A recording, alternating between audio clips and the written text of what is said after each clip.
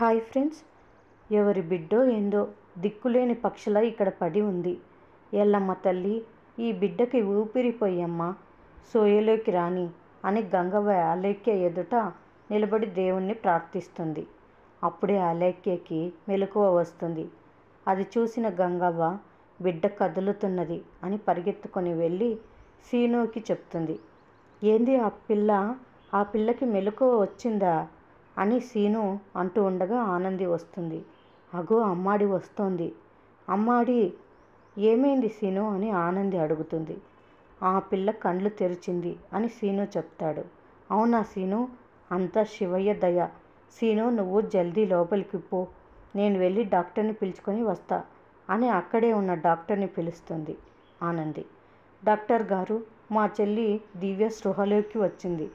Surgery చేసిన doctor Gita గారు ఏరి అని అడుగుతుంది ఆనంది.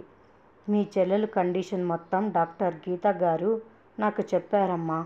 మీ చెల్లెలకి హెడ్ ఇంజ్యూర్ అవ్వడం వల్ల తన మెంటల్ కండిషన్ ఎలా ఉందో అని ఒక సైకాలజిస్ట్ అయిన నాకు కన్సల్టేషన్ చెప్పారు.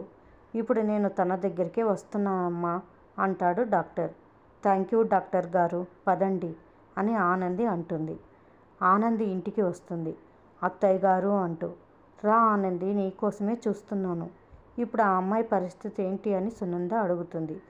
తను ఎవరో తనకి తెలవటం లేదు. మతిస్థిమితం కోల్పోయింది. కానీ మనం ఏమి చెప్పినా వింటుంది అని ఆనంది అంటుంది. హాస్పిటల్లో తన దగ్గర ఎవరున్నారు అని సునంద అడుగుతుంది. ఇప్పుడైతే ఎవరు లేరు అత్తయ్య గారు.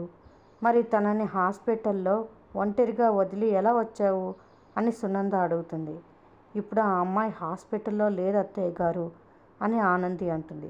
మరి ఎక్కడ పెట్టావు ఆనంది?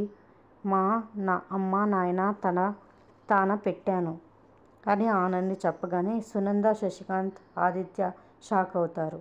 మరిన్ని అప్డేట్స్ కోసం ప్లీజ్ సబ్స్క్రైబ్ చేయండి. Thanks for watching.